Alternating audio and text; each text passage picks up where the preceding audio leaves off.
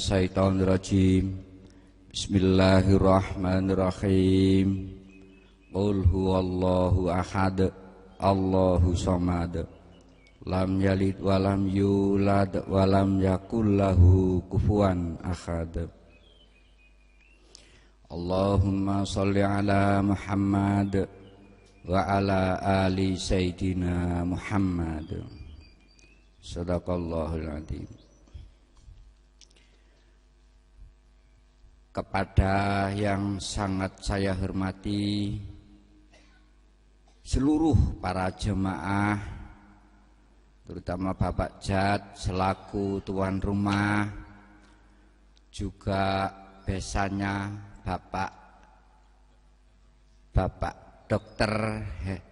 Bambang Herman Aji yang sangat kami hormati sekeluarga, beserta kedua mempelai yang pada saat pagi ini kelihatan sangat bahagia.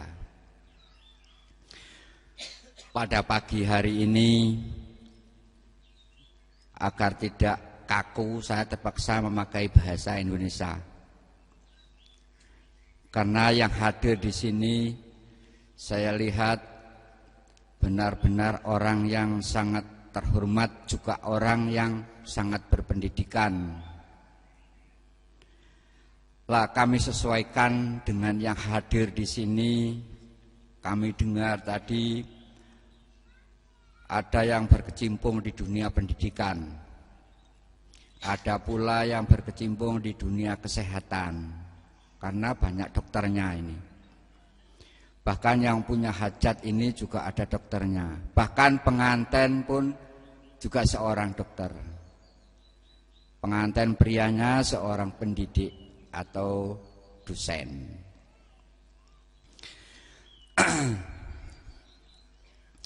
Kami jelaskan pada saat ini bagaimana pengabdian seseorang kepada keluarganya, kemudian bagaimana pengabdian kepada masyarakatnya, kemudian bagaimana pengabdian kepada negaranya.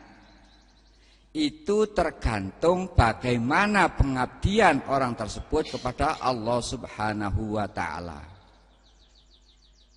Lah di sini kami ambil puncaknya tadi, cara pengabdian kepada Allah Subhanahu wa taala ialah kita lewat jalan yang lurus, kita lewat tarekat yang resmi syariat Islam yang dibawa oleh Rasulullah sallallahu alaihi wasallam, yaitu selalu membaca 2 kalimat syahadat di dalam hati, walaupun ada masalah ataupun enggak ada masalah. Dalam keadaan susah maupun senang, dalam keadaan bagaimanapun kita tetap baca, dan bacanya karena Allah bukan karena sesuatu. Ini setiap saat dimanapun kita berada.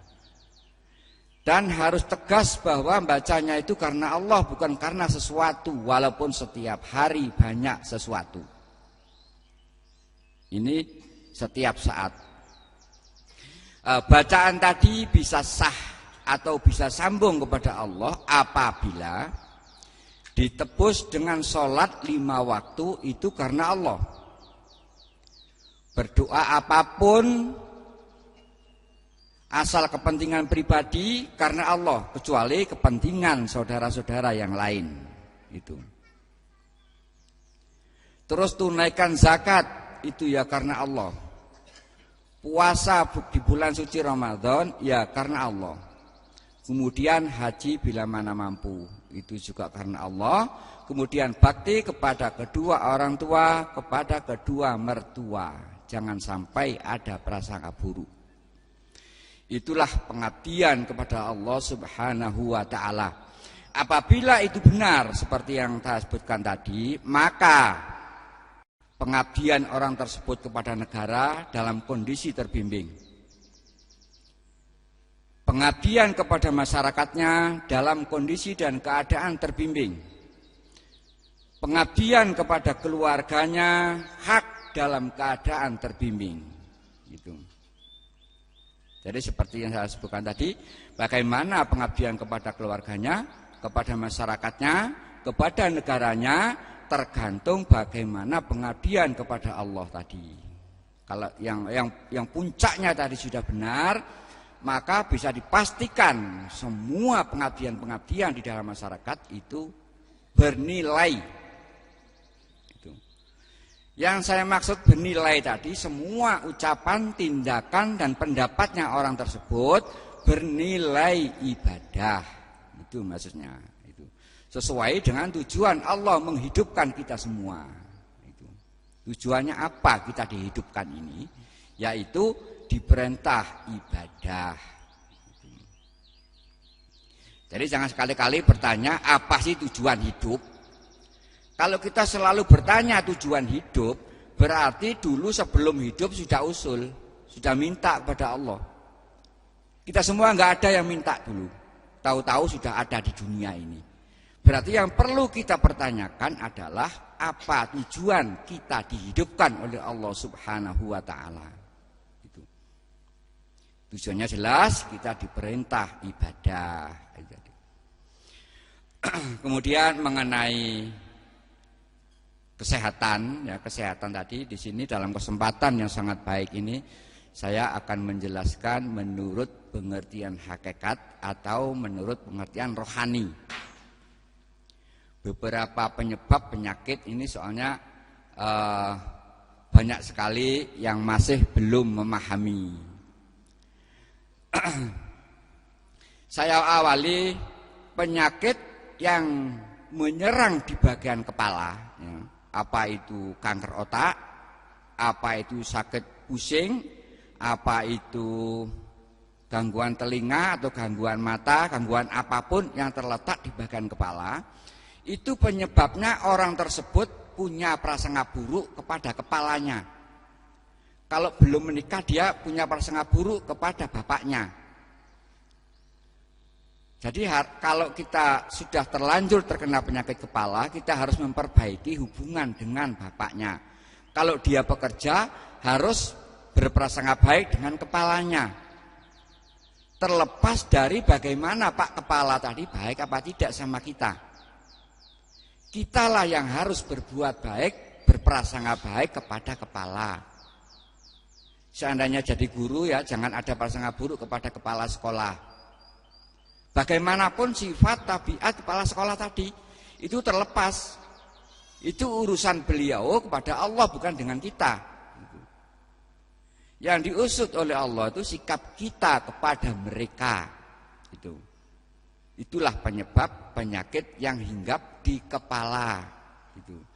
Gangguan apapun yang letaknya di kepala, ini urusan dengan kepala. Makanya Bapak Ibu sekalian yang hadir di sini, apabila sudah terlanjur sering sakit kepala atau ada gangguan di kepala, itu pencegahannya atau penyelesaiannya caranya perbaiki hubungan khususnya dengan Bapak.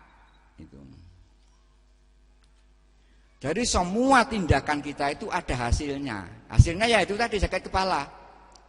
Kalau kita prasangka buruk dengan bapaknya, hasilnya pasti sering sakit kepala. Cara menuntaskan atau kalau belum pernah sakit, cara pencegahannya jangan ada sedikitpun prasangka baik dengan bapaknya atau kepalanya. Itu kalau penyakit yang hinggap di bagian kepala.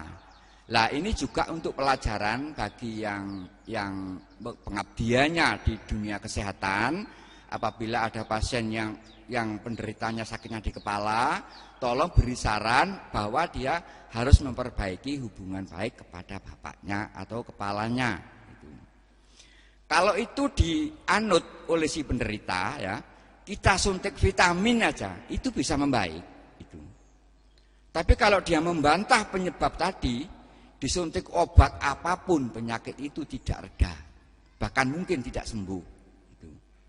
Nah inilah bedanya orang yang rendah hati, kalau mau mendengarkan nasihat dari orang lain, ini sangat banyak manfaatnya. Itu kalau bagian di kepala. Terus kalau orang menderita sakit kencing manis, ini sudah sering saya sampaikan ya, cuma harus sering ini memang, karena itu sangat penting.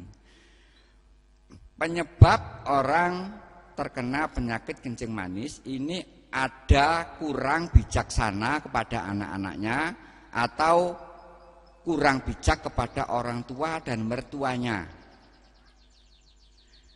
Jadi anak, yang namanya anak ya, ini rajin apa tidak, anak ini nakal apa tidak, bahkan anak ini kaya apa tidak, kita rangkul semua. Kita harus bijaksana. Bagaimanapun sifat dan tabiat anak adalah tetap anak. Kita harus punya kearifan, kita harus punya kebijaksanaan kepada anak-anak, baik itu nakal maupun tidak. Kalau itu dilakukan, kemudian kepada kedua orang tua, kepada mertua itu baik, tidak ada prasangka buruk, maka bisa dipastikan orang ini tidak akan mungkin terkena penyakit kencing manis. Tidak akan mungkin. Kalau menurut medis itu penyakit keturunan, itu benar juga, tapi yang diturun itu sifatnya, bukan orangnya. Itu. Kalau kita punya pendapat penyakit ini turunan, ini berlawanan dengan sabda Nabi. Itu. Karena sabda Nabi begini, Allah tidak membebani dosa yang satu dengan dosa yang lainnya. Itu. Jadi kita punya pendapat tadi harus sinkron gitu loh. Pendapat saya ini berlawanan apa enggak dengan sabda Nabi ini? Kalau berlawanan kita upaya, kita cari penyebabnya tadi itu. Berarti yang benar tentu Rasulullah Shallallahu Alaihi Wasallam. Berarti yang diturun itu sifatnya. Walaupun tetangganya lah sifatnya nurun, pasti ketularan itu. Walaupun tetangga desa, tetangga negara sekalipun, kalau sifatnya diturun, pasti turun, pasti menurun sifatnya itu, pasti ketularan. Jadi bukan walaupun ayah ibunya itu sakit kencing manis ya, tapi anaknya sudah memahami pengertian ini, kemudian dipakai. Dia berusaha bijaksana dengan seluruh anak-anaknya, baik kepada kedua orang tua dan kedua mertuanya, maka bisa dipastikan orang ini tidak akan ketularan. Yang saya sampaikan ini terlepas dari bangsa apapun, terlepas dari suku apapun, terlepas dari orang itu agama apapun, itu agama apapun. Kalau sifatnya seperti yang disebutkan tadi, pasti terkena kencing manis. Itulah bagaimana pentingnya untuk memahami hal seperti tersebut itu. Memang kita tidak menyalahkan medis, katanya keturunan. Memang benar, tapi yang diturun bukan orangnya, tapi sifatnya. Itulah yang perlu kita pahami. Apabila yang berkecimpung di dunia kesehatan, apabila ada pasien yang menderita kencing manis, maka berilah saran seperti tadi. Berbuat baiklah pada anak-anaknya, kepada orang tua dan mertuanya. Jangan ada sedikit pun prasangka buruk, terlepas dari bagaimana sifat mereka kepada kita. Maka orang tersebut kita suntik vitamin aja, pasti membaik penyakit itu. Kerjanya obat itu maksimal itu. Tapi kalau enggak mau mendengar apa yang saya jelaskan tadi, walaupun disuntik obat apapun dari manapun, maka obat itu tidak bisa bekerja maksimal, larut itu. Obat itu larut itu, seperti lewat aja. Berarti kalau semua orang, seandainya semua orang ini, tiap-tiap orang tua itu bijaksana kepada anak-anaknya, yang anaknya juga enggak ada prasangka buruk kepada orang tuanya, yang bawahan juga enggak punya prasangka buruk kepada atasannya, yang menjadi atasan juga enggak punya prasangka buruk kepada bawahannya, betapa amannya dunia ini. Tidak ada orang yang saling bertengkar, tidak ada orang yang saling menyalahkan satu sama lain. Ya, itulah kalau pendapat yang sinkron atau yang persis dengan apa yang disabdakan Rasulullah Shallallahu Alaihi Wasallam. Itu kalau kencing manis. Kalau jenis tumor, ya, kalau jenis tumor, apapun namanya, sebuah benjolan yang ada di dalam tubuh itu namanya tumor. Cuma tumor tadi jenisnya selalu sangat banyak jumlahnya. Ada yang tumor ganas namanya kanker, ada yang kanker ganas, ada yang kanker setengah ganas, ada kanker yang sangat ganas. ganas tidaknya itu sebenarnya orangnya tahu ukurannya itu. Nah, kalau kanker di payudara dengan orang yang sakit jantung ini penyebabnya sama. Kalau seorang bapak-bapak ya selalu punya prasangka buruk kepada istrinya, orang ini sangat rentan jantungnya. Jantungnya pasti ada gangguan. Entah jantung koroner, ya entah kanker jantung apa. Yang jelas jantungnya ini terancam bahaya gitu. Nah, cara pencegahannya apabila bagi saudara-saudara yang sudah mendengar keterangan ini, maka berbuat baik dan berprasangka baiklah dengan pasangan hidup Anda. Itulah cara mencegahnya. Katanya menurut medis itu pencegahan jauh lebih baik dari pengobatan. Nah, pencegahan itu tidak cukup dengan kebersihan, tidak cukup itu. Karena banyak juga orang yang kebersihannya terjaga, steril, ternyata ya mentol. Ini sudah sangat banyak. Berarti bukan itu.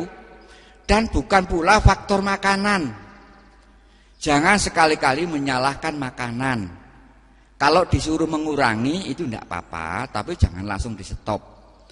Tidak boleh makan ini, itu namanya nyetop. Kalau diperjelas penyetopan tadi disebut mengharamkan sesuatu yang halal. Gitu. Jadi tidak boleh, menurut Allah juga tidak boleh. Janganlah kalian mengharamkan sesuatu yang aku halalkan. Itu. Kalau dikurangi itu boleh. Dan lagi itu bukan penyebab penyakit.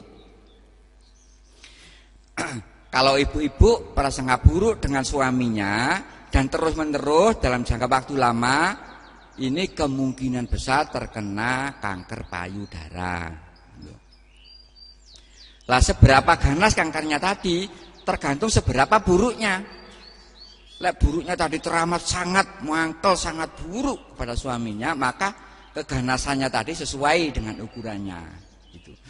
Jadi saudara-saudara jangan sekali-kali punya pendapat bahwa seluruh jenis penyakit yang ada di tubuh ini dari Allah. Jangan. Itu semua dari tabiat dan sifat kita sendiri itu. Kerusakan di daratan maupun di lautan itu adalah ulah dari tangan manusia itu sendiri itu. Lautan dan daratan tadi ya perumpamaan dari jasad ini. Jadi seluruh macam jenis penyakit yang ada di tubuh ini adalah hasil dari tabiat dan sifat kita sendiri. Kalau Allah itu Maha Kasih, jadi jangan sekali-kali punya pendapat bahwa penyakit itu asalnya dari Allah. Ya memang dari Allah, tapi penyebabnya diturunkan itu adalah ulah dari sifat manusia itu sendiri. Itulah Bapak Ibu sekalian, beberapa jenis penyakit sebenarnya masih sangat banyak ini. Sangat banyak. Karena seluruh jenis penyakit yang menimpa manusia ini sangat jelas penyebabnya. Itu sangat jelas, tidak ada yang nggak jelas itu. Kalau orang ambeien kronis, ambeien ya penyebabnya itu orang itu punya keinginan yang sangat kuat, tapi tidak dikembalikan kepada Allah. Semua manusia hidup ini mempunyai keinginan, itu wajar. Tapi kalau dikembalikan kepada Allah ini tidak apa-apa. Saya sekedar usaha dan ikhtiar, masalah terlaksana maupun tidaknya terserah Allah, itu caranya. Itulah penyebab penyakit ambeien. Kalau patah tulang penyebabnya itu orang itu retak dengan saudaranya. Ada masalah sedikit retak, kemudian tidak saling silaturahim. Orang ini tiba-tiba jatuh sedikit patah tulang. Patahnya tulang bukan disebabkan jatuh, tapi disebabkan retak dengan saudaranya itu tadi. Kalau patah disebabkan jatuh, tiap-tiap orang jatuh pasti patah tulang. Di dunia ini banyak orang jatuh, tapi ya kok nggak patah tulangnya. Itu perlu sangat penting untuk dipahami, karena kalau memahami penyebab-penyebab tadi itu bisa dijadikan pencegahan itu. Jadikan pencegahan. Bapak Ibu sekalian, kalau tadi sudah kencing manis, kemudian bagian kepala, bagian kanker yang paling banyak tadi, Kalau kanker di payudara itu sebabnya, di jantung itu sebabnya. Kalau orang sakit di bagian lambung, ya, bagian lambung, apakah itu kanker lambung, apakah itu usus buntu, pokoknya gangguannya itu di bagian perut, itu orang itu selalu cemas dengan pekerjaannya. Maksud saya, orang itu mempunyai pendapat bahwa rezeki asalnya dari suatu pekerjaan itu. Padahal kita semua tahu rezeki asalnya dari Allah Subhanahu wa taala. Kalau Allah berkehendak memberikan suatu rezeki dengan orang itu, maka sekalian Allah memberi kemampuan untuk upaya, untuk usaha bagi orang itu. Jadi walaupun kenyataannya kita bekerja keras kemudian dapat uang, itu bukan berarti rezeki asalnya dari suatu pekerjaan. Tetap rezeki asalnya dari Allah. Karena Allah berkehendak memberikan rezeki dengan orang itu, maka sekalian Allah memberikan kemampuan usaha bagi orang tersebut. Gitu. Kalau itu kita lakukan, maka orang itu aman lambungnya, tidak akan mungkin terkena. Jadi usus buntu apa itu penyebabnya itu tadi. Tiap hari ini hanya cemas, kalau kerjaan saya selesai, kerja apa ini? Apa yang akan saya kerjakan ini? Padahal kalau dia iman kepada Allah, pengabdiannya kepada Allah tadi benar seperti yang saya sebutkan tadi, dia tidak punya kecemasan tentang itu, karena Allah Maha memberi. Barang siapa yang ibadah karena Allah, maka orang itu selalu diberi, tidak akan mungkin kekurangan, selalu diberi. Gitu. Nah, sekarang selanjutnya untuk yang mengabdi di dunia pendidikan. Lah ini yang agak berat saya menyampaikan. Agak tidak enak, tapi dalam kesempatan ini tetap tak sampaikan itu. Kalau tadi penyebab penyakit sudah jelas penyebabnya ya. Sekarang penyakit umum. Penyakit umum ini penyakitnya suatu negara.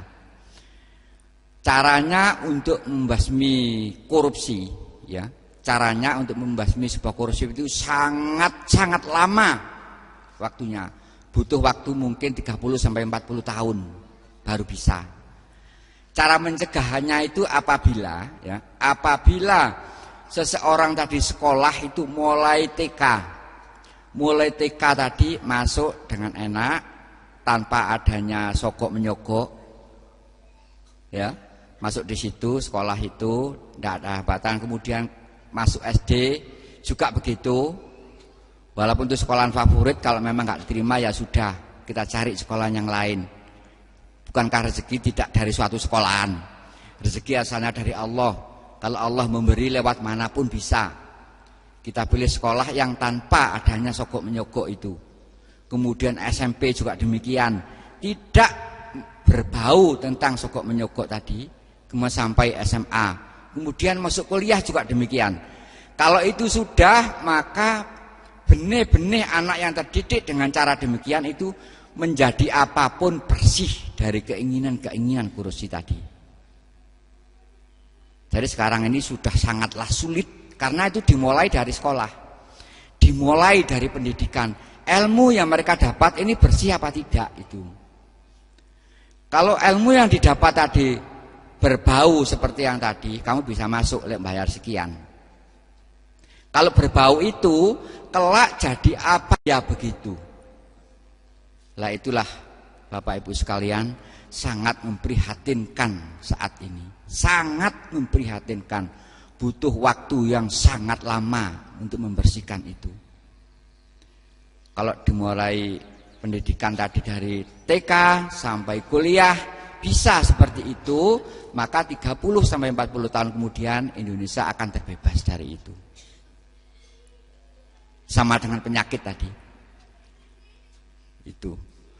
Jadi khususnya yang berkecimpung dari dunia pendidikan, walaupun itu tidak mudah, tapi diusahakan seminim mungkin itu. Kalau membasmi itu saya kira sudah tidak mungkin, karena kita ini hidup bermasyarakat dan satu sama lain begitu. Bagaimana itu? Ya cuma bagi yang sudah mendengar keterangan ini, khususnya yang saat ini hadir, itu berusaha sedikit mungkin, seminim mungkin untuk menghindari hal-hal yang seperti yang tadi. Itulah Bapak Ibu sekalian yang sangat kami hormati. Saya kira cukup banyak keterangan yang kami sampaikan. Walaupun sangat tidak enak untuk didengar, tidak enak untuk dirasakan, tapi itu sangat bermanfaat bagi saat ini, bahkan di kemudian hari, bagi anak didik kita, anak turun kita. Kita upaya seperti yang saya sebutkan tadi.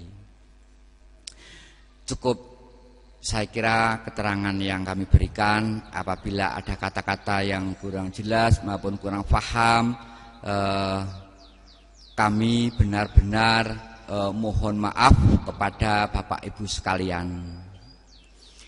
Sekarang mari kita mulai membaca doa tawasul, ditujukan khusus kepada kedua mempelai, juga kedua keluarga ini, agar sesuai dengan harapan-harapan kita semua.